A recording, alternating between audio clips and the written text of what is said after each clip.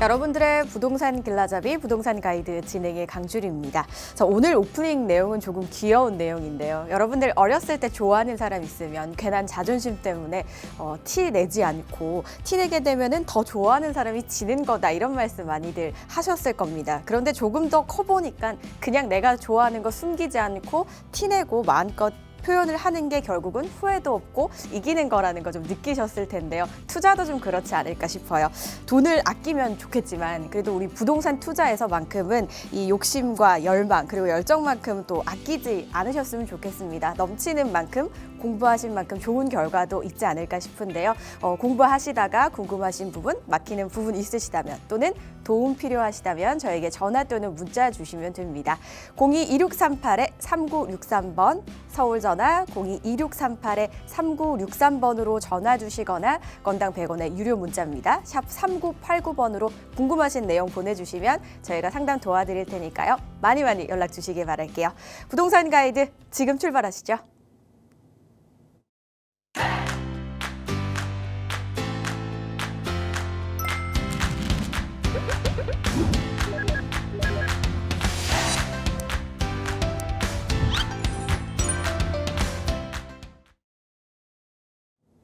부동산 가이드 매주 금요일은 두 분과 함께 합니다. 먼저 이사님부터 만나볼게요. 우아미 이사님 어서 오세요. 안녕하세요. 네, 안녕하세요. 위버랜 우아미입니다. 네, 부동산에 관련된 그런 이슈들은 항상 우리 주위에 있습니다. 그리고 부동산에 관한 관심들은 정말 항상 높다라고 볼 수 있는데요. 우리가 살고 있는 공간이기도 하면서 우리가 갖고 있는 갖고 있는 자산 중에 가장 큰 포션을 차지하고 있는 게 부동산이기 때문에 그런 것 같습니다. 이 지난 여름 더웠던 것만큼 이 부동산에 대한 열기가 굉장히 뜨겁고 가격 상승세도 뚜렷했는데요. 앞으로는 또 어떻게 부동산 시장이 바뀌게 될지 그런 부분에 대해서 많은 분들이 궁금해 하시는 것 같습니다. 상담 주시면 정말 제일이다 생각하고 이제 성심성의껏 상담해 드리도록 하겠습니다. 네, 궁금하신 부분 많이들 문의 주시면 되겠습니다. 이어서 저희 팀장님도 만나보셔야겠죠. 박준우 팀장 함께합니다. 어서 오세요. 네, 안녕하세요. 네, 여름이 지나가고 이 날씨가 쾌청하게 바뀌면서 임장 한번 나가볼까 이렇게 생각하시는 분들 많으실 겁니다. 생각만 하지 마시고 이 실천에 옮기셔야 됩니다. 이 날씨 좋은데 임장 한번 나와 보시고 이 현장에서 알짜 정보 얻어가셔서 투자에 반영하시면 좋을 듯합니다. 생각해보니까 그렇네요. 이제 날씨가 선선해져서 임장 가기 딱 좋은 날씨가 된 것 같아요. 그래서 오늘은 저희 알짜 투자처 유망 지역부터 한번 이야기 나눠보겠습니다. 먼저 박준우 팀장님과 이야기 나눠보도록 할게요. 개요부터 바로 화면을 통해 만나보시죠. 오늘 만나보실 곳은요. 광진구 능동에 위치한 다세대 주택인데요. 위치는 지하철 5호선 아차산역 5호선과 7호선이네요. 5호선과 7호선은 군자역, 도보권으로 이용 가능하신 더블 역세권입니다. 층수는 5층으로 구성이 되어 있고요. 면적은 전용 면적 42.6제곱미터, 대지 면적은 33.15제곱미터고요. 구조는 3룸으로 되어 있습니다. 자, 입지부터 한번 살펴볼게요. 더블 역세권이네요. 아차산역과 군자역을 도보권으로 이용이 가능하다고요, 팀장님? 네, 이 서울시 광진구 능동의 신축 3룸 다세대 주택 입지부터 살펴보도록 하겠습니다. 먼저 지하철 5호선이 지나는 아차선역이 물건지에서 한 3분에서 5분 정도로 역세권 입지이고요. 또 5호선과 7호선이 모두 지나는 군자역은 도보로 7, 8분 거리로 이 더블 역세권의 프리미엄을 갖추고 있습니다. 또 실생활에 필요한 대형 마트와 백화점, 영화관에 또 대학 병원, 또 대공원과 같은 이런 생활 편의시설들을 주변에 잘 갖추고 있고요. 건대, 세종대, 대원외고, 또 초중고등학교 학교까지 학군이 알차게 들어와 있는 지역입니다. 여기에 또 강변북로와 올림픽대로가 인접해 있어서 이 도로 접근성까지 훌륭한 입지이고요. 잠시 후 호재 부분에서 자세하게 살펴볼 텐데 이 동서울터미널 재건축 사업과 또 잠실의 국제교류복합지구 개발 그리고 현대차 GBC와 이 강남권 광역복합 환승센터까지 이렇게 초대형 개발 사업들로 인해 이 업그레이드되는 입지와 또 늘어나는 부동산 수요의 수혜를 바로 받아볼 수 있는 입지이기 때문에 향후 미래 가치가 매우 기대가 되는 이 광진구 능동이라고 말씀드리겠습니다. 그리고 부동산 투자 시에 이 비즈니스 중심지와 물건지가 가까울수록 그만큼 임차 수요를 받아볼 수 있는 투자 요소인데요.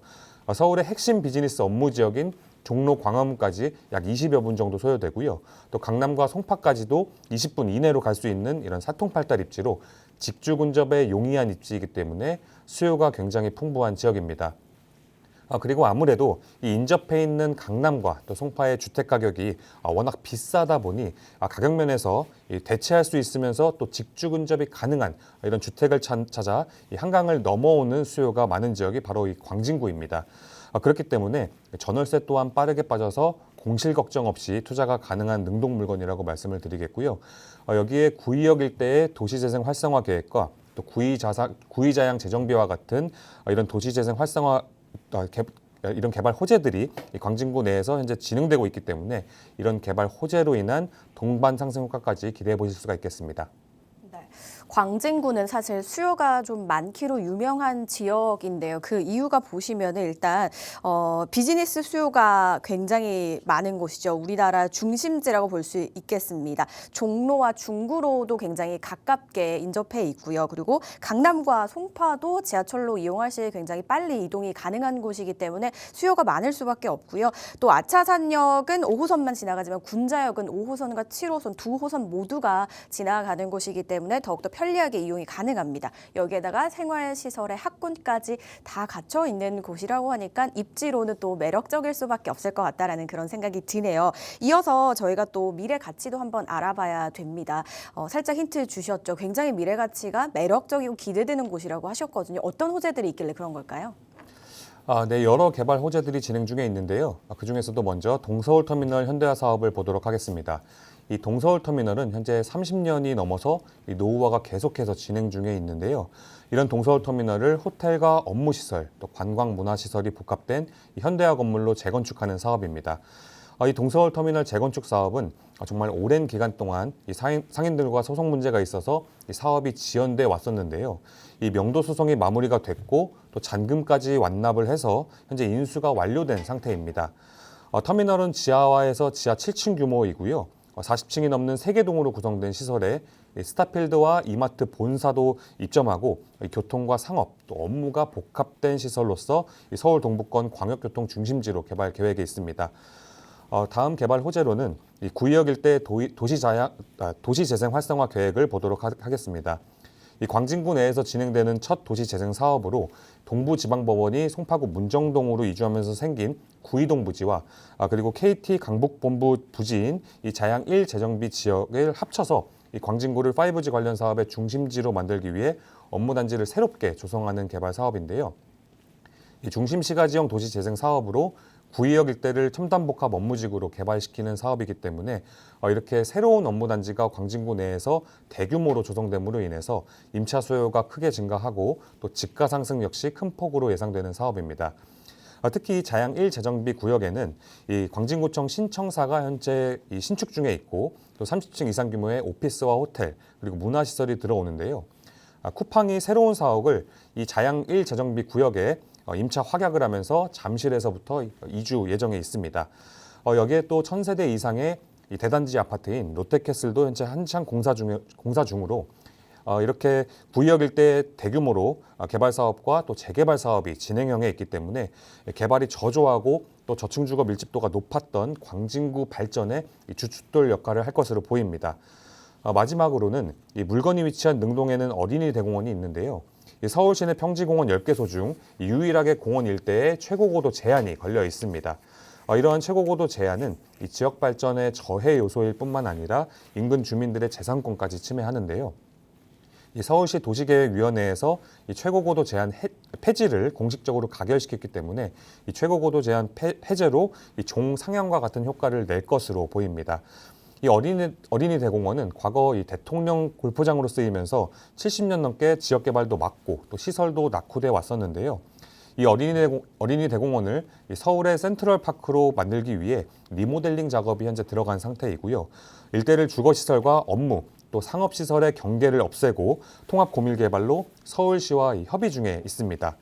그리고 이를 뒷받침할 수 있는 상권까지 조성하기 위해서 이 군자역부터 아차산역까지 관통하는 이 천호대로를 따라서 지하철 역세권 개발 사업도 동시에 추진 중에 있습니다. 자, 우리 이렇게 부동산 방송을 보시는 시청자분들은 이 부동산 투자에 직결되는 이런 개발에 대해서 이 거시적으로 보실 수 있는 안목을 갖고 있다라고 저는 생각을 하는데요. 이 서울 최대 규모의 대공원 리모델링, 또 이 리모델링을 통해 서울의 센트럴파크로 개발하려는 움직임, 그리고 이런 개발과 손잡고 그 일대의 고도 제한 해지와 토지의 종상향, 또 용도 변경을 추진하는 지자체, 정말 큰 움직임을 준비하고 있다라는 것을 눈치채실 수가 있겠습니다. 이런 어린이 대공원이 속해 있는 지역이 바로 이 광진구 능동이기 때문에 이런 개발 호재로 인한 수혜를 볼 수 있는 지역이 이 광진구 능동 물건이라고 정리하겠습니다. 호재 말씀해 주신 대로 정말 많네요. 어떻게 정리를 해야 될지 모르겠습니다. 하나하나 한번 정리해 볼게요. 일단 노후화된 동서울 터미널을 현대화하는 사업이 진행이 되고 있어서 고층 빌딩으로 들어온다고 합니다. 그리고 구이자양 재정비 구역도 대규모로 진행이 되기 때문에 대단지가 들어올 예정이고, 그리고 이 두 곳 모두 공통점이 기업들도 이제 들어오게 되면은 일자리도 또 늘어날 것 같다라는 그런 생각도 들고요. 그리고 마지막에 말씀해 주신 부분이 고도 제한 폐지인데요. 토지의 종상향과 용도 변경까지 한번 기대해 볼 수 있겠습니다. 여기에 이제 어린이 대공원을 서울의 센트럴파크로 변모할 예정이라고 하니까 이 녹지도 굉장히 기대해 봐도 될 것 같아요. 공기도 굉장히 좋아질 것 같다라는 그런 생각이 들거든요. 이 부분까지 꼼꼼하게 살펴보시고요. 주변 시세도 한번 만나볼까요? 이곳의 시세는 좀 어떻게 형성이 되어 있을까요, 팀장님? 네, 시세 알아보도록 하겠습니다. 이 광진구 능동의 신축 3룸 다세대 주택의 시세가 5억 9,900만 원에서 6억 1,000만 원 정도의 매매가 시세가 형성이 되어 있고요. 전세가가 4억 4천만 원에서 4억 5천만 원 정도로 시세가 형성이 되어 있기 때문에 전세 활용하셔서 투자하신다면 실투자금 약 1억 6천만 원 정도 예상해 보실 수 있겠습니다. 네, 전세 시에 어느 정도 투자금이 들어가는지까지 꼼꼼하게 말씀을 해주셨으니까요. 주변 시세들 잘 비교를 해보신 다음에 또 고민해 보시면 좋겠습니다. 저희 마지막으로는 이 또 투자를 고려하시는 분들이 계시다면 꼭 주의해야 될 그런 사항들이 분명히 있잖아요. 팀장님, 어떤 말씀 좀 해주고 싶으세요? 네, 한번 오늘 말씀드렸던 걸 요약을 해보면은 이 광진구 능동의 신축 3룸 주택은 지하철 5호선 아차선역이 이 도보 5분으로 역세권이고요. 또 5호선과 7호선 모두 지나는 군자역도 이 도보권으로 이용할 수 있는 이 더블 역세권의 프리미엄을 갖추고 있는 주택입니다. 이 지하철을 이용하시면은 강남과 송파, 성수, 그리고 종로, 광화문까지 이런 서울 핵심 업무 지역으로 출퇴근이 10분에서 20분대로 가능하고요. 여기에 대학 가상권과 대학 병원, 대형 마트, 또 대학 이 백화점과 같은 이런 생활 인프라와 학군까지도 잘 갖춰져 있는 지역입니다. 여기에 어린이 대공원이 있어서 이 대공원 공세권에 또 아차산과 용마산 산세권까지 누릴 수 있는 이 능동의 3룸 다세대 주택인데요. 이 능동의 신축 3룸 다세대 주택은 대지 지분만 10평이 포함된 또 실사용 면적 20평대 3룸이기 때문에 투자 금액 대비 가져가실 수 있는 물건의 가치가 큽니다. 이 투자뿐만 아니라 또 이 가족 단위 가구와 또 신혼부부가 선호하는 3룸 구조의 개인 테라스까지 제공되는 이 풀옵션 주택이기 때문에 투자자와 실수요자 그리고 임차인 모두 만족시킬 수 있는 물건이라고 정리하겠습니다. 네, 마지막 말씀이 조금 매력적으로 들렸어요. 투자자뿐만 아니라 실수요자들 분들까지 모두들 매력적으로 느낄 수 있는 곳이다라는 말씀까지 들어봤습니다. 꼼꼼하게 잘 살펴보시고요. 또 자세하게 궁금하신 분들 분명 있으실 것 같아요. 이런 분들은 어떻게 하시면 좋죠, 팀장님? 궁금하신 부분 있으시면은 저희 이 부동산 방송 문자와 상담 코너 이용하시면 되겠습니다. 네, 그 외에도 저희 또 세미나 자리 있잖아요. 세미나 자리 한번 설명해 주시죠. 저희 세미나가 다음 주 수요일입니다. 10월 9일 수요일 2시에 저희 위버라인 사무실에서 열리는데요. 이 효창공원 압력에서 도보 3분 거리에 있기 때문에 세미나 참석 원하시면 예약 전화 주시고 참석해 주시면 감사하겠습니다.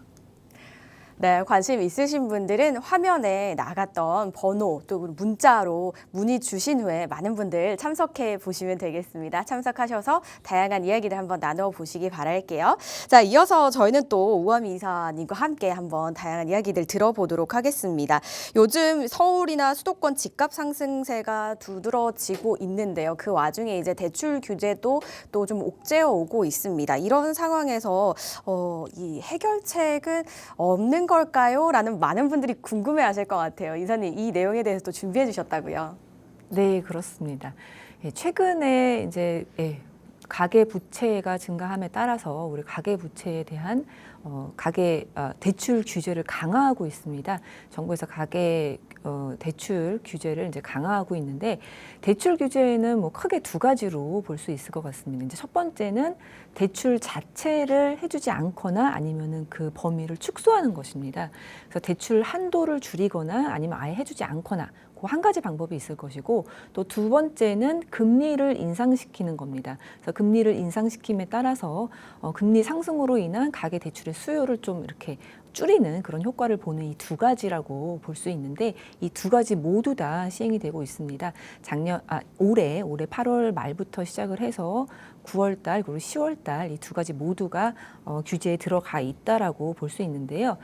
그런 만큼 아파트 거래량도 갑자기 줄었다라고 볼 수 있습니다. 우리 서울의 아파트 거래량이 올해 1월 달에 2,500건 정도였는데요. 그랬던 것이 3, 4월 달에는 한 4,000건 중반이 됐고요. 그리고 6월 달에는 7,000건이 넘었고 그리고 7월 달에는 8,600건이나 됐었는데 이 대출 규제가 예고되고 나서부터는 8월 달에는 5,900건 정도였던 게 9월 달에는 1,400건 정도로 줄어들었습니다.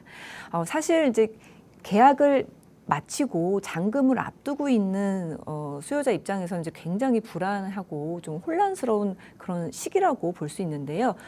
또 집을 살려고 계획했던 분들은 가계 대출이 이제 이렇게 옥죄어지니까 거래량도 줄어들고 그리고 집값도 집값도 떨어지지 않을까 이런 걱정에 좀 망설이시는 분들이 많은 것 같습니다.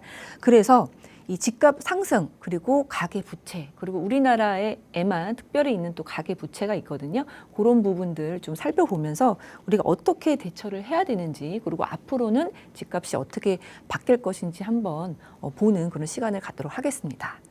네, 일단 우리나라의 이 부동산 시장은요, 특이한 점이 한 가지가 있습니다. 세계 어디에서도 볼 수 없는 이 전세 제도가 있다라는 것인데요. 전세 제도도 어떻게 보면은 가계 부채에 포함이 됩니다. 굉장히 이제 안전한 가계 부채라고 볼 수 있는 것이 내가 그 집에 살면서 만약에 뭐 이게 상환이 안 이루어졌을 때는 경매에도 내보낼 수 있고 유치권도 행사할 수 있기 때문에 안전하지만 가계 부채에 이제 포함이 된다라고 볼 수 있는데요. 실제로 예전에는 이제 국제 통계에 이 전세금이 잡히지 않았기 때문에 이 전세금을 반영하면 이제 상당히 높은 것으로 보이는 게 우리나라의 가계 부채의 그런 실태인데요. 실제로 얼마만큼 늘었는지 한번 살펴보도록 하겠습니다. 이 작년 기준으로 했을 때 살펴보면은 2017년부터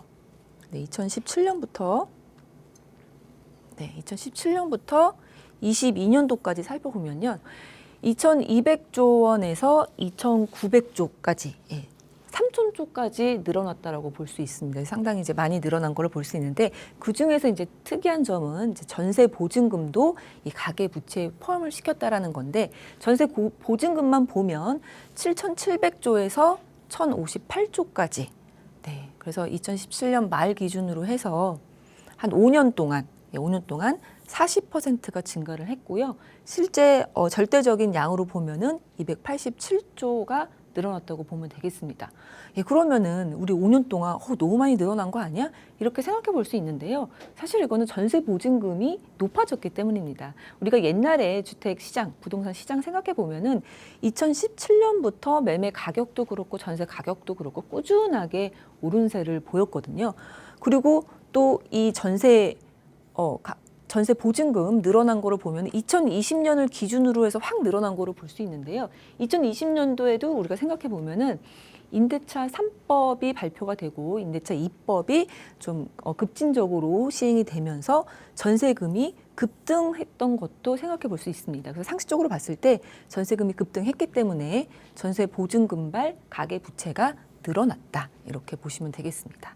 또한 2020년도 그리고 이제 코로나 때문에 이제 생계비 대출도 늘어나고 이제 지원적으로 이제 정부 정책적으로도 이제 대출 부분이 상당히 늘어났었는데 그러한 부분 때문에 20년도를 기점으로 해서 좀 많이 늘어났다 이렇게 보시면 되겠습니다. 네, 그리고 22년도 기준으로 해서 전세 보증금 포함해서 금융 부채까지 해서 보면은 우리 한 3,000조를 육박한다라고 볼 수 있겠는데요. 5년 동안에 우리 704조가 상승해서 30% 넘게 증가를 했다라고 볼 수 있습니다. 그래서 실제로 뭐 기사에 많이 나오는 것처럼 우리나라의 GDP 대비한 가계 부채 상당히 높은 편이고, 그리고 이 시계열 속에서도 가계 부채가 점점 늘어나고 있다, 이렇게 보실 수 있겠습니다. 예, 근데 우리가 상식적으로 생각했을 때 우리 집값도 그렇고, 그리고 물가도 그렇고, 예, 월급 빼고 다 이제 올랐다라고 느껴지는데, 실제로 현금 가치가 떨어졌기 때문에 이렇게 가계 부채도 올라가고 있다라고 보실 수 있습니다. 네, 그리고 이제 22년도 기준으로 우리나라의 특이한 그런 부동산 시장도 있고, 그리고 대출도 이제 그런 특이한 성격이 있는데, 전세 보증금하고 이제 금융 순수 금융 부채하고 좀 나눠서 볼 수가 있겠는데요. 전체가 이제 3천조, 그리고 이 전세 보증금 부채가 1,000조. 예, 부채가 한 1,000조 정도 이렇게 생각해서 30% 정도는 전세 보증금으로 전세 보증금이다, 이렇게 생각하면 되겠습니다. 그래서 실제로 다른 나라들처럼 이런 가계 부채를 봤을 때 전세 보증금이 들어가기 때문에 더 많게 느껴진다라는 것도 한번은 생각해 볼 만하다라고 말씀을 드리겠습니다. 예, 그리고 가장 우리가 궁금한 거는 가계 부채가 늘어남에 따라서 집값이 상승할 것인지, 가계 부채를 옥죄면 집값이 떨어질 건지, 그 부분이 상당히 궁금하실 텐데요. 우린 다른 나라들하고 비교했을 때 그러면 우리나라의 가계 부채와 그리고 주택 가격이 얼마만큼 상관관계가 있는지 한번 살펴보겠습니다. 상관관계를 살펴보면 한국이 상당히 이제 높게 나타나는데요. 이 상관계수가 0.62입니다. 이 0.6이라는 말은 주택 가격이 1% 오르면 GDP 대비한 가계부채 비율이 0.62% 오른다, 이렇게 생각을 하시면 되는데요.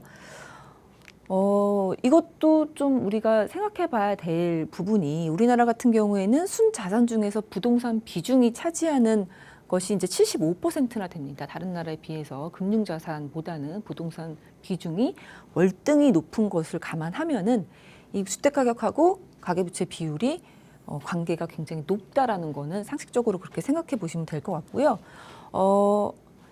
네, 생각해 보시면 될 것 같고요. 다른 나라 같은 경우에 뭐 미국, 호주, 스웨덴 같은 경우에는 주택 가격이 1% 오르면 우리나라보다는 좀 낮은 상승률을 보인다, 이렇게 보시면 될 것 같습니다. 네, 가계부채가 가장 늘어나는 가장 큰 이유가 주택 가격 상승. 네, 주택 가격이 상승하니까 주택 구입 비용이 증가하기 때문에 당연한 거라고 볼 수 있는데요. 이 가계부채가 이 명목 GDP 대비해서 한 85%를 넘으면 이제 경제 위기에 좀 가까워진다, 뭐 그렇게 얘기를 하는데, 우리나라는 지금 현재 92%입니다. 그렇기 때문에 임계치를 이미 상회했다라고 볼 수 있는데요.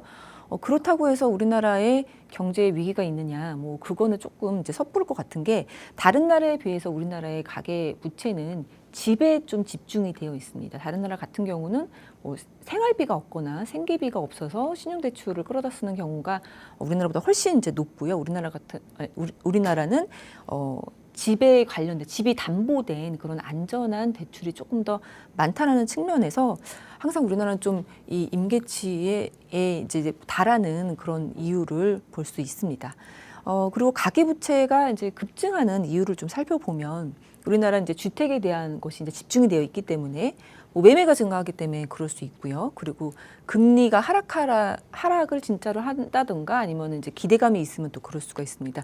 실제로 지금 우리나라 매매가, 아파트 건수가 아까도 말씀드렸다시피 7월 달에 이제 최고점을 찍었는데요. 주택담보대출을 옥죄다라고 이제 예고를 하면서 실제로 실행을 하다 보니까 9월 달에는 1,000건대로 이렇게 떨어졌거든요. 그래서 굉장히 이제 큰 상관관계를 있는 것을 볼 수가 있습니다.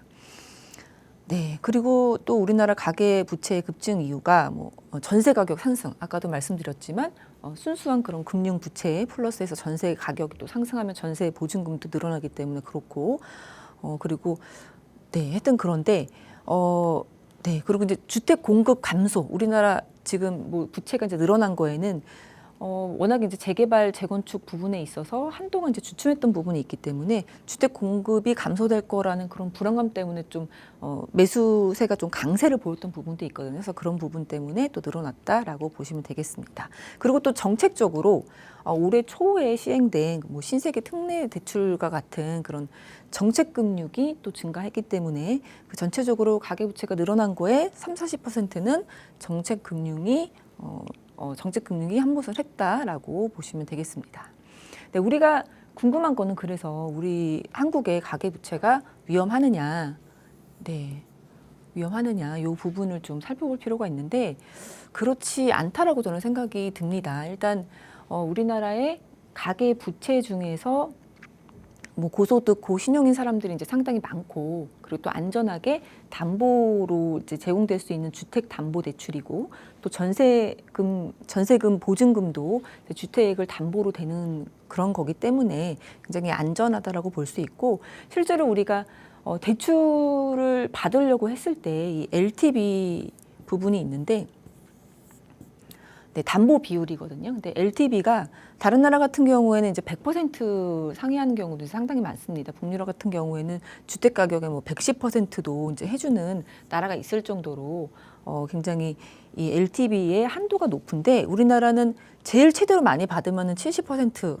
60% 이렇게 되고 근데 실제로 가서 받게 되면 현실적으로는 한 평균 40% 이내 범위에서 이루어져 있거든요. 그렇기 때문에 담보 대비해서 대출금 자체가 굉장히 적은 것으로 위험하지는 않다. 예, 그래서 위험하지 않다라는 것이 않다라고 생각이 듭니다. 예, 그리고 이 가계부채가 위험하다, 뭐 줄여야 된다, 뭐 은행에서 뭐 금융 당국에서 이제 권고하고 뭐 그러고 있는데 사실상 이 상관관계로 보자면 이 주택 가격을 안정시키는 게 가계부채를 줄이는 그런 효과를 볼 수 있다라는 것을 알 수 있겠는데요. 그렇다고 해서 우리가 가격을 인위적으로 안정시킬 수는 없지 않겠습니까? 네, 그래서 가격을 안정시켜야지 이 가계부채가 줄어드는지 가계부채가 줄어들어야지 가격이 안정될 것인지 이 상관관계가 항상 많기 때문에 네, 어떻게 해야 되는지 그리고 실제로 가계부채를 줄이게 되면 우리가 정말로 집값이 떨어질 것인지 그런 부분이 참 궁금할 텐데 예, 한국과 미국 그 가계부채 비교를 한번 해봤습니다. 한국 같은 경우에는 주택 가격하고 가계부채하고 좀 비슷한 흐름을 그리면서 움직이는 거 볼 수 있고요. 미국 같은 경우에는 우리나라보다는 상관관계가 좀 적은 것으로 보여지는데요. 네, 우리나라는 참 이렇게 보기에도 가계대출하고 주택담보대출하고 굉장히 이제 동조화돼서 움직이는 것을 볼 수 있는데 그렇다면은 가계부채를 지금 옥죄고 있는데 그럼 집값이 떨어질 것인가 이렇게 생각이 들 수 있겠습니다. 그래서 2017년도를 한번 기사를 찾아봤는데요. 2017년도에 그 1024 대책이라 그래서 정말 뭐 딱 만으로 5년 전인데 집값이 상승함에 따라서 가계부채를 굉장히 옥죄는 그런 대책이 나왔었습니다. 그래서 신 DTI 그리고 DSR 이런 부분이 양쪽으로 도입이 되면서 이제 전방위적으로 대출 한도를 줄이고 대출을 억제하는 그런 대출을 억제하는 이제 대책이 발표되면서 그 당시에 이제 신문들을 보면 정부가 24일 다주택자를 겨냥해서 대출 총량 DTI 규제 이렇게 했다. 그러면서 이제 빚을 내 부동산에 투자하는 시대는 끝났다. 이렇게 전문가들이 평가를 했다고 나와 있고요. 그리고 서울을 중심으로 화랑을 보이던 부동산 시장은 숨고르기 양상 보일 전망.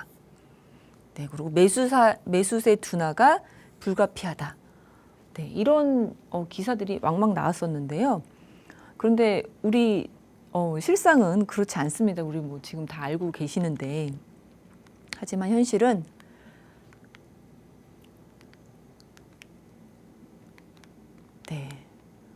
여기 지금 한국 그래프가 없는데 한국 그래프랑 미국 그래프랑 거의 비슷한데요. 우리 15년도부터 쭉 이제 증가를 해서 22년도에 전고점을 찍고 보합세를 이루다가 다시 상승세 이렇게 보시면 되겠는데요. 17년도에도 이렇게 주택 가격이 꿈틀꿈틀 되니까 가계부채를 옥죄었음에도 불구하고 큰 영향 없이 올랐다라는 걸 볼 수 있습니다. 그러던 것이 이제 19년도, 20년도에 뭐 코로나 있고 유동성이 풀리면서 확 올랐고요. 미국도 같은 양상을 보이고 있습니다. 그러던 것이 이제 우러 전쟁이 있고 금리 인상이 되면서 좀 하락기를 걷다가 지금 보합세를 하면서 다시 이제 오르는 추세라고 볼 수 있는데요. 가계대출만 옥죄다고 집값이 떨어지는 건 아닙니다. 그래서 최근에 이렇게 갑자기 전방위적으로 규제가 일어나다 보니까 집값이 지금 떨어지는 거 아니냐 걱정하시는 분들이 있는데 그냥 흐름을 보면 될 것 같습니다. 이 추세를 보면 될 것 같은데 미국 주택하고도 동조화돼서 움직이는 그런 전 세계의 흐름을 보면 될 것 같고요. 지금 보합세지만 일부 단지들 같은 경우에는 상승세가 이미 지금 보여지고 있습니다. 서울 지방보다는 서울 지역 그리고 서울 지역에서도 좀 리딩할 수 있는 그런 지역들, 뭐 강남, 용산, 잠실 이런 지역들을 살펴보면 지금 다시 전고점을 뚫은 전고점을 뚫고 신고가를 찍은 단지들도 있고 서서 이렇게 움직이고 있거든요. 그래서 리딩하는 단지들을 보면 그 이후에 움직이는 게 후행하는 그런 단지들도 예측을 해볼 수 있기 때문에 그러한 측면에서 좀 우리가 지금 주택 구매를 고민하고 있다 하시면 그러한 전체적인 흐름을 좀 생각하시면서 과감하게 결정을 내리시면 좋을 것 같습니다.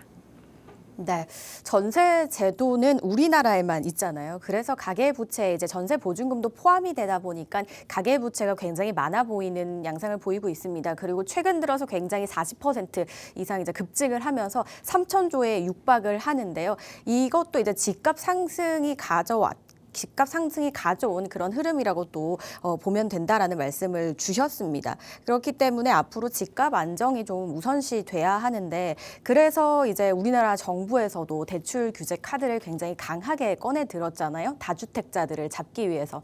하지만 그렇다고 해서 꼭 집값이 떨어지지 않고 오히려 반대의 흐름을 보이는 지역도 덜어 있기 때문에 이 부분만 이렇게 또 작게 이렇게 보시는 게 아니라 좀 넓게 미국과 비교해서 전반적인 부동산의 큰 흐름으로 보시면서 대응하시라는 그렇게 말씀을 주셨거든요. 이런 부분까지 참고해 보시기 바라고요. 또 저 자세한 이야기, 아무래도 부동산 이야기가 굉장히 어렵잖아요. 그래서 조금 더 쉽게 풀 수 있고 자세한 이야기 나누고 싶으신 분들을 위한 자리가 있어서 설명드리겠습니다.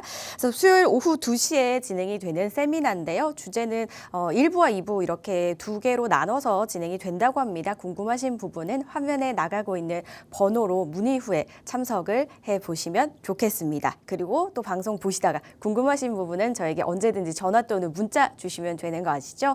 화면 하단의 번호가 계속해서 나가고 있습니다. 02-2638-3963번, 서울전화 02-2638-3963번으로 전화를 주시거나 또는 건당 100원의 유료 문자입니다. 샵 3989번으로 부동산 관련해서 궁금증 있으시거나 잘 해결되지 않는 부분 있으시다면 지금 바로 저에게 보내주시면 저희가 상담 도와드릴게요. 자, 저희는 먼저 전화 연결 한번 해보도록 하겠습니다. 여보세요? 여보세요? 네, 안녕하세요, 시청자님. 네. 네, 반갑습니다. 어떤 부분이 좀 궁금하실까요? 아, 네.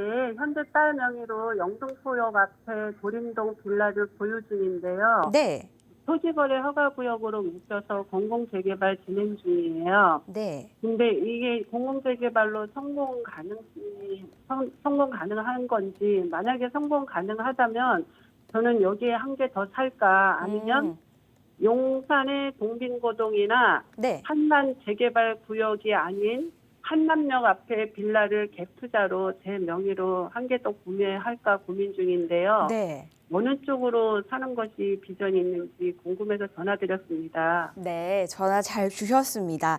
일단 지금 도림동에 공공재개발 쪽 다세대 주택을 보유를 하고 계신데 이 공공재개발이 성공적으로 진행이 되는지 여부가 궁금하시고요. 그렇다면 이쪽에 한 채를 이제 더 매입할까 고민을 하시는 거고, 그렇지 않다면 동빈고동이나 한남역 인근에 보고 계신다라는 말씀이신 거죠. 네. 알겠습니다. 저희가 이사님 연결해 드릴 테니까요. 이 부분 한번 해결해 보시기 바랄게요. 네, 감사합니다. 네, 안녕하세요. 안녕하세요. 네, 반갑습니다. 네. 네, 네. 반갑습니다. 네. 이사님. 네. 재개발을 많이 관심이 많으신 것 같아요. 네. 요즘 추세인 것 같아서요. 네, 맞아요. 네, 진짜 그 서울에 재개발 안 되는 곳이 없을 정도로 좀 굉장히 많은 그 이제 빌라나 다가구 이렇게 밀집 지역 같은 경우에 이제 진행이 되고 있는데 우리 영등포역 밑에 있는 공공재개발 투자하셨다고 했죠? 네네. 네. 여기 언제 사셨어요? 2020년이요. 12월이요. 아, 네, 네, 잘 사셨네요. 제가 기억하기로는 이제 선정된 게 22년도로 기억을 네. 하는데 22년도 맞을까요? 네, 맞습니다. 네. 그러면은 왜 지금 잘 진행이 될지 안 될지 걱정하시는지 알 것 같아요. 많은 분들이 이제 선정되면 바로 진행이 되는 걸로 이제 생각이 들거든요. 근데 실제로 바로 이렇게 지정이 되는 건 아니고 한 4, 5년 있다가 구역 지정이 되는 것 같아요. 네. 우리 공공재개발이 이게 2차일 거예요. 2차로 선정될 거일 텐데 우리 1차를 보면 알거든요. 그래서 공공재개발 1차 같은 경우에 지금에 와서야 이제 구역 지정이 되는 것 같더라고요. 근데 그게 20년도거든요. 그러니까 4, 5년 정도 걸린다고 생각을 하셔야 돼요. 그런데 우리 공공재개발 같은 경우에는 이게 민간 재개발이 아니기 때문에 그렇기도 하고 지금 토지거래 허가 구역으로 묶였다라고 말씀을 주셨는데 하나 더 사고 싶다는 얘기는 그러면 실거주로 들어오실 건가요? 네네. 아, 네. 네. 일단 그러면은 저라면은 이렇게 할 것 같아요. 20년도에 사셨잖아요. 네. 네. 저는 그냥 이거 하나로 갖고 계시고 네. 다른 지역의 재개발을 한번 연두해 보면 될 것 같거든요. 네, 저는 네. 그게 낫다고 생각하고 지금 혹시 하나를 더 사신다고 했는데 금액이 어떻게 돼요? 여기 시세가? 지금 보유 중인 돈은 한 6억 정도요. 아, 얼마에 사셨어요? 아, 이거 지금 어디요? 도림동 거요? 네네네. 3억이요. 아, 3억에 샀는데 지금 6억 정도 가는 것 같아요? 아니, 제가 보유 중인 돈이고, 지금 현재는 뭐 4억에도 나오고, 뭐 4억 5천에도 나오더라고요. 많이 3억? 오르진 않았어요. 3억 주고 사셨는데? 네. 네. 그리고 근데 그 우리가 재개발 투자할 때 또 한 가지 좀 생각을 해봐야 될 게 투자 목적이신 건지 아니면 내가 이 지역에 여기 아파트를 사고 싶은 건지. 도림동은 아파트를 분양받고 싶어서 한 거고요, 딸이. 네. 지금 하나는 갭 투자로 딴 데 하나 더 사고 싶은데. 아, 네. 아, 제가 진짜요? 하나 더 말씀드릴 게 요 공공재개발 사신 거 너무 잘 사신 거긴 한데 정말 아파트를 원하시는 거면 한참 남았다고 생각을 하셔야 돼요, 마음은. 예, 물론 아파트로 갈 거예요. 예, 진행 사항에 따라서 이제 가격도 오를 거고 물론 아파트가 될 거지만 내년 내후년 이렇게 되는 부분이 아니거든요. 실제로 이주가 시작돼도 이주하는데 한 뭐 1, 2년이 걸릴 거고 철거하는데도 걸리고 공사하는데도 요 정도 규모면은 이제 3, 4년 걸리거든요, 최소한. 예, 그렇게 보시면 아파트까지는 한참 멀었다고 생각하시고 마음 편하게 보유를 하시는 게 맞고요. 네네. 네, 그리고 굳이 우리 재개발이 굉장히 많은데 선정됐다고 해서 같은 거를 이렇게 같은 지역에 두 개를 들어가는 것보다는 좀 분산 투자하는 게 맞다라고 보여지거든요. 네. 예, 그래서 여기 공공재개발 투자하신 거는 굉장히 잘한 투자라고 보여지고 나머지 금액은 다른 지역으로 가는 게 좋겠다. 이렇게 하나 정리해드릴게요. 네. 그리고 지금 아까 말씀하셨던 게 한남동이죠. 네, 한남 앞이나 동빈고동이요. 네. 투자 금액이 6억이라고 하셨어요? 네네. 네, 그죠. 한남동 너무 좋죠. 네. 한남동이 너무 좋은데 지금 한남동이 굉장히 본격적으로 한남 뉴타운이 이제 본격적으로 진행이 되면서 너무나 핫한 곳이에요. 그죠? 네. 네. 그래서 우리가 근데 6억 예. 재개발 구역 외라서 밖이라서 그러니까요. 비전이 있을까요? 네. 네. 한남 우리가 보면 우리 이제 1구역은 한남 1구역은 이제 해제가 됐고요. 그래서 신통구로 가니 뭐니 하는데 지금 뭐 아직은 확정되거나 아니면 선정이 되지는 않은 상태예요. 그리고 우리 2구역이 있고 3구역이 있고 4구역, 5구역이 있어요. 근데 아까 동빙고동이라고 하신 것 같은데 그러면은 우리 5구역의 위쪽일까요? 네, 바로 위에 있습니다. 아, 네, 위쪽이고 그리고 한남역 인근. 네, 거기하고 이제 한남역 인근이요. 바로 앞에. 네, 여기 위쪽과 네. 여기를 보셨다고 하는데 우리 지금 한남 뉴타운 같은 경우에는 이제 3구역이 제일 빠르고 그리고 그다음 2구역, 그다음에 이제 4구역하고 5구역은 제일 느리다고 볼 수 있는데 그래도 이제 시공사 선정을 좀 앞두고 있거든요. 건축 심의 이제 뭐 이렇게 받아놓는 그런 상태라고 볼 수 있는데 네, 맞아요. 네, 근데 입지가 너무나 뛰어나요, 사실은. 그리고 한강 라인이고 그리고 뭐 이태원역 근처고 여기 용산 공원이 옆에 있으면서 이제 입지가 워낙 뛰어나기 때문에 우리 이제 재개발로 들어가신다면은 뭐 6억 가지고 이제 택도 없기 때문에 그 인근을 보신 것 같거든요. 네. 네.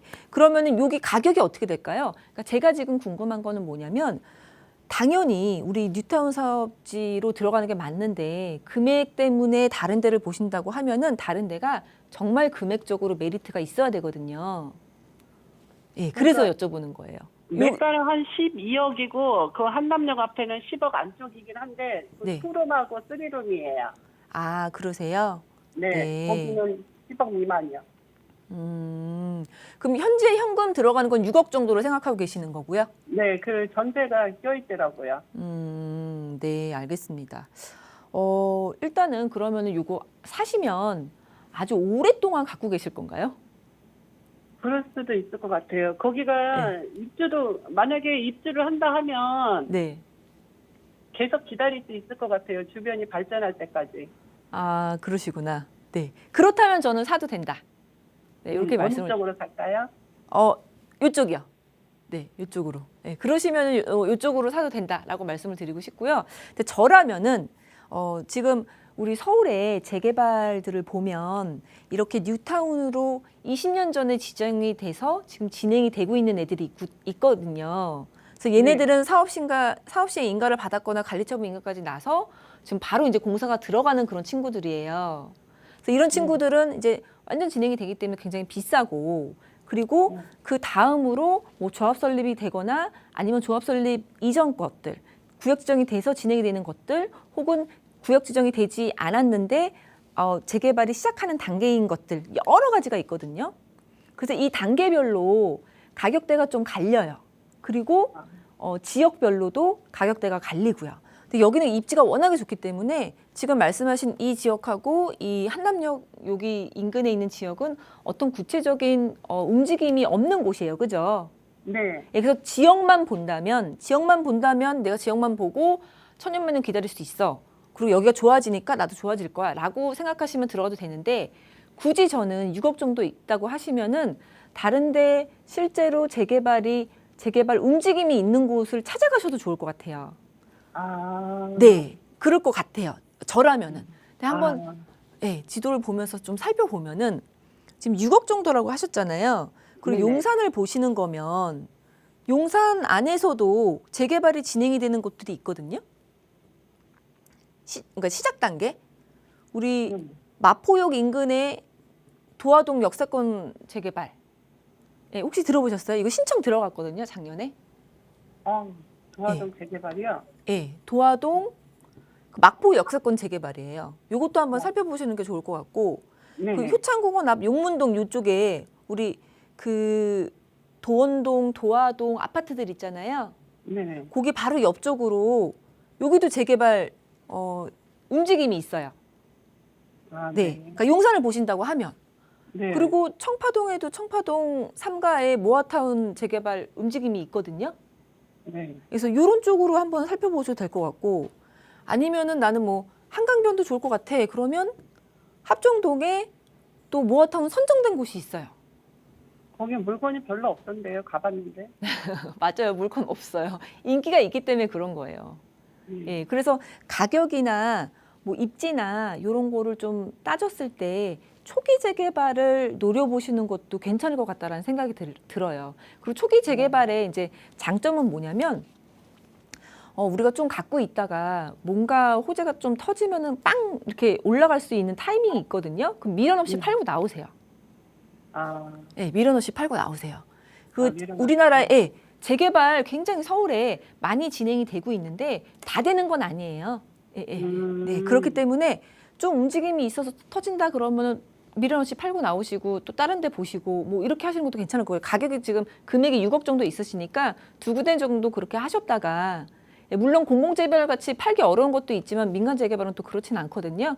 그렇죠. 그렇게 보시는 게 좋을 것 같아요. 저는 이렇게 천년만년 갖고 계실 거면 여기 네, 한남 뉴타운 인근도 괜찮은데 다른 재개발이 좀 가시화되고 있는 곳을 찾아보시는 게 좋을 것 같습니다. 네, 이렇게 정리해 드릴게요. 네, 재개발 쪽을 보신다면 고려하실 사항이 굉장히 많으시네요. 이 설명해 주신 부분 잘 참고해 보시기 바라고요. 저희 빠르게 또 문자로 한번 넘어가 볼게요.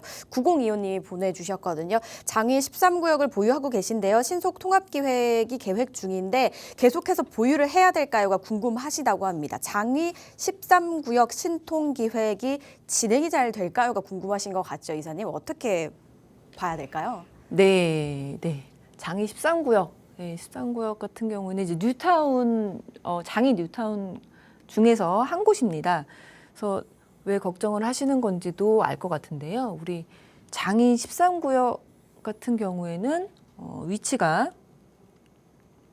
네, 장위 뉴타운 중에서도 이렇게 장위 뉴타운이 있는데 네, 장위 뉴타운 중에서도 북서울 꿈의 숲에 딱 붙어 있는 이제 북서울 꿈의 숲역이 개통을 앞두고 있는데 그 앞쪽에 있는 게 장위 13구역이에요.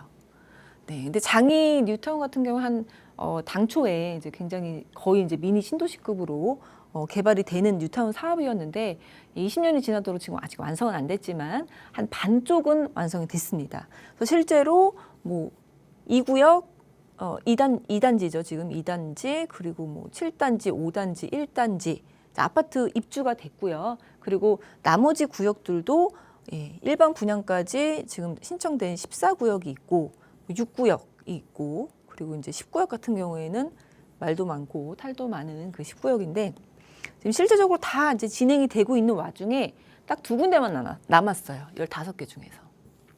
그게 바로 13구역하고 11구역. 이렇게 보시면 될 텐데요. 그래서 우리만 지금 안 되기 때문에 굉장히 이제 나는 왜 안 되나, 우리 집은 언제 되나, 그리고 아파트가 실제로 앞에 이렇게 그럴듯하게 보이기 때문에 좀 위화감도 조성되고 그런 부분이 있을 텐데 조금만 기다려 주시면 될 것 같다. 이렇게 정리를 해드리고 싶고요.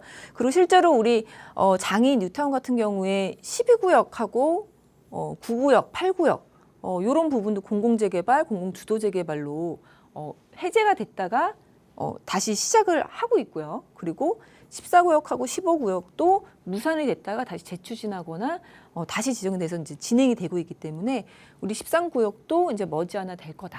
이렇게 보시면 되겠습니다. 그리고 실제로 이 넓은 지역 중에서 이가 빠져 있는 부분인데다가 가장 넓은 구역이라서 언젠가는 되지 않을까 이런 생각이 들고요. 얼마 전에는 또 밑그림이 나왔습니다. 그래서 5,200세대로 진행이 되는 걸로 좀 밑그림도 나와 있는 상태이기 때문에 좀 가시화돼서 진행이 되고 있는 것 같습니다. 그래서 좀 마음 편하게 보유하고 계시면 된다 이렇게 정리를 해드리고 싶고 그리고 또 하나가 이제 강운대 역세권 개발인데요. 강운대 역세권 개발, 뭐 창동 역세권 개발, 뭐 여러 가지 그런 얘기들이 이제 수년 동안, 10수년 동안 굉장히 이제 오랫동안 들려왔는데 실제로 이제 된다라는 게 얼마 전에 발표가 됐는데 현대산업개발에서 이제 진행을 하는 걸로 그리고 이 공공주택 부분도 올해 11월부터 분양하는 것으로 지금 뭐 발표가 되어 있습니다. 그래서 뭐 서울원이라고 이름까지 지어놓고 지금 이제 본격적으로 진행을 한다고 하고요. 실제로 뭐 11월에 분양을 한다고 얘기한 거는 이제 뭐 4, 5년 뒤는 입주를 하겠다라는 그런 목표이기 때문에 빠르게 이제 진행이 되면서 여기 이제 GTX도 생기면서 이 동네 자체가 이제 발전을 하기 때문에 그런 개발 압력에 밀려서 우리 13구역도 지금 진행이 뭐 될 그런 가능성이 상당히 높으니까 조금만 기다려 주세요. 이렇게 정리해 드리겠습니다. 네, 보고 계신 곳 조금 더 기다리시면 괜찮지 않을까라는 말씀 주셨으니까요. 잘 참고해 보시기 바랄게요. 그리고 세미나 궁금하신 분들은 아래 나가고 있는 번호와 문자로 문의 후에 참여해 보시면 좋겠습니다. 저희 여기서 마무리해 볼게요. 저희 방송에서 제공하는 정보는 투자 판단에 대한 조언일 뿐 해당 부동산의 가치, 상승과 하락을 보장하지 않는다는 점 꼭 기억해 주시기 바랍니다. 즐거운 주말 보내시기 바랄게요. 시청해 주신 여러분 고맙습니다.